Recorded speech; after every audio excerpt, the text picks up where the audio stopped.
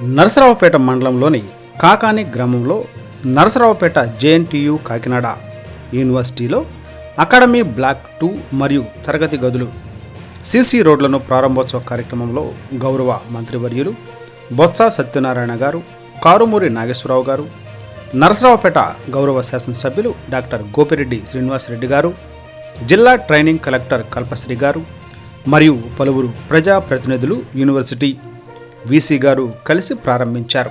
ఈ కార్యక్రమంలో డిఆర్ఓ గారు, ఆర్డీఓ గారు, వివిధ శాఖలకు ప్రభుత్వ అధికారులు, జేఎన్టీయు కాలేజీ ప్రిన్సిపల్ గారు మరియు వైస్ ప్రిన్సిపల్, అధ్యాపకులు, సిబ్బంది మరియు ఇంజనీర్లు, అధికారులు, వైఎస్ఆర్ కాంగ్రెస్ పార్టీ నాయకులు, కార్యకర్తలు, వివిధ కార్పొరేషన్ చైర్మన్లు, డైరెక్టర్లు, ఎంపీపీలు, జెడ్పీటీసీలు, మండల కన్వీనర్లు, సర్పంచులు, ఉప సర్పంచులు, గ్రామ నాయకులు, వివిధ వార్డు ఇన్ఛార్జీలు తదితరులు పాల్గొన్నారు.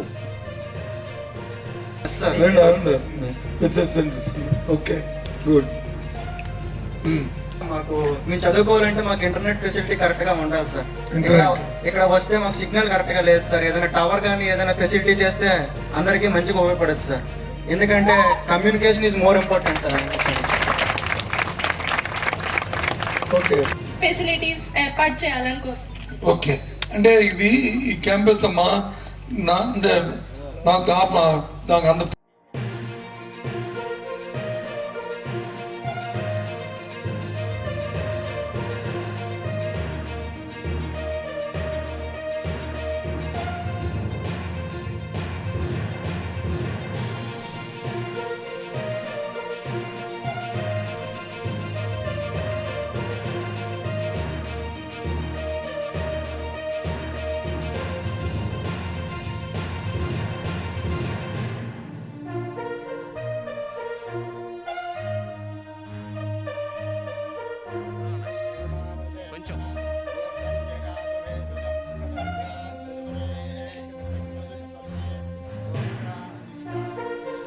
లో రెగ్యులర్ బస్సులు కూడా మీకు ఎప్పుడంటే అప్పుడు మూవ్ అవడానికి కూడా ఉంటుంది. ఒక బస్ స్టాప్ కూడా ముందు ఇమీడియట్ గా అరేంజ్ చేయించమని చెప్తాను. బస్సులు మేము అరేంజ్ చేస్తాం, ఫ్రీ బస్సులు. కరెక్ట్గా రిలీజ్ చేయండి మీరు ఎండి ఆర్టీసీ డిఎంతో ఆరోగ్యం.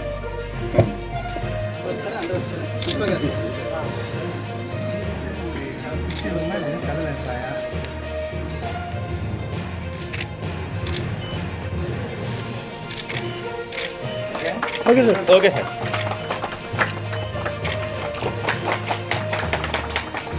ఓకే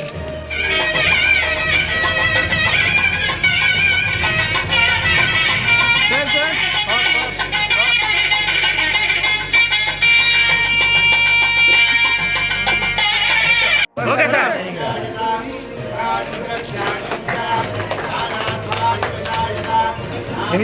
నా దించాలా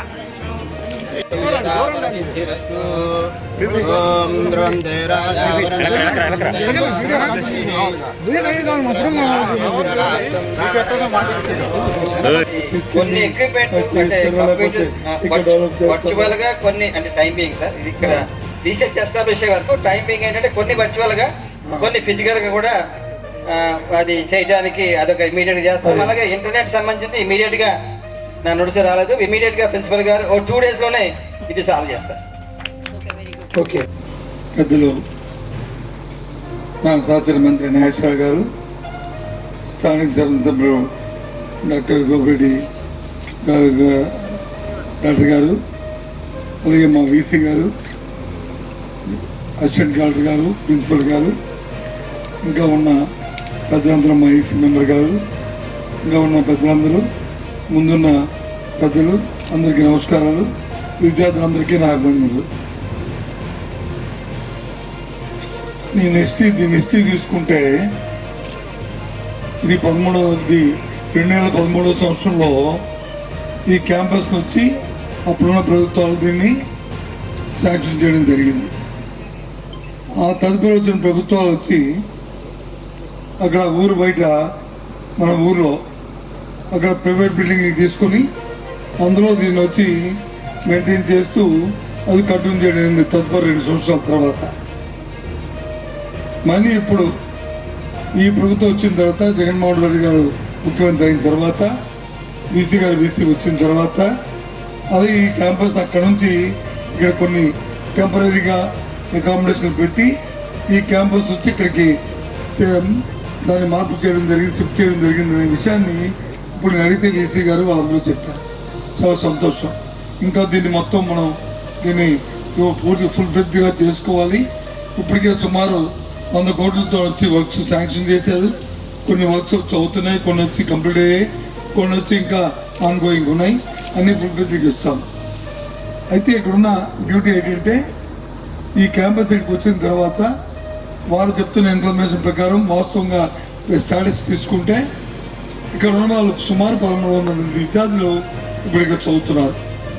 అందులో బీటెక్తో ఉన్న 4 ఇయర్స్ కోర్సులో ఉన్న 5 బ్రాంచెస్కి, దాంతోపాటు 2 బ్రాంచెస్ వచ్చి పోస్ట్ గ్రాడ్యుయేషన్ ఎంటెక్ 2 చదువుతున్నారు, 2 ఇయర్స్ కోర్సు అవి చదువుతున్న వాళ్ళు అందరూ కలిపి 39 స్టూడెంట్స్ 1300 ఉన్నారనేది మరి వీసీ గారు ప్రిన్సిపల్ గారు చెప్తున్న వాస్తవం. ఇక్కడ విద్యార్థులు ఇక్కడ ఉన్నారు.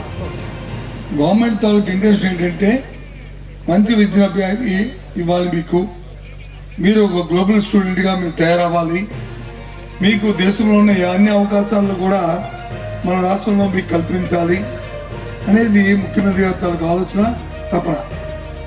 అది హైయర్ ఎడ్యుకేషన్ కాదు, స్కూల్ ఎడ్యుకేషన్ నుంచే ముందు ఇవ్వాలనేది ఆలోచన. అందుకే బోర్డు అని వద్దాలు పెట్టాం. అవన్నీ మన తర్వాత మాట్లాడుకుందాం. ఇప్పుడు ఇక్కడికి వచ్చిన నేపథ్యంలో ఇక్కడున్న ఫైనల్ ఇయర్ స్టూడెంట్స్ కానీ, లేదా ఫస్ట్ ఇయర్ స్టూడెంట్స్ కానీ, లేదా పీజీ స్టూడెంట్స్ కానీ, మీరు ఏదైనా సలహా కానీ సూచన కానీ మీరు ఇవ్వదలుచుకుంటే దయచేసి చక్కగా క్లుప్తంగా ఏం చెప్పదలుచుకున్నారో చెప్పండి. అవి ఇక్కడ వీసీ గారు ఉన్నారు, ప్రిన్సిపల్స్ ఉన్నారు, డైరెక్టర్ గారు ఉన్నారు, రిజిస్ట్రార్ గారు ఉన్నారు, ఇంకా పెద్దందరూ ఉన్నాం, మీ ఎమ్మెల్యే గారు ఉన్నారు. దాని ప్రకారం మనం వచ్చి కోఆర్డినేట్ చేసుకొని ఆ కార్యక్రమాలు రాను ఇంక ముందు అవన్నీ కంప్లీట్ చేద్దాం. కానీ ఇక్కడ ఇది అసంతృప్తిగా ఉంది కాబట్టి క్యాంపస్ ఇప్పుడు దీని ప్రకారం చూసుకుంటే ఇక్కడ హాస్టల్స్ లేవు. హాస్టల్స్ అవసరం. ఇక్కడ బాయ్స్ హాస్టల్, ఇక్కడ గర్ల్స్ హాస్టల్ కూడా 2 కూడా ఇంకా రేపు అకాడమిక్ ఇయర్కి వచ్చినప్పటికీ అవి తయారవుతాయి.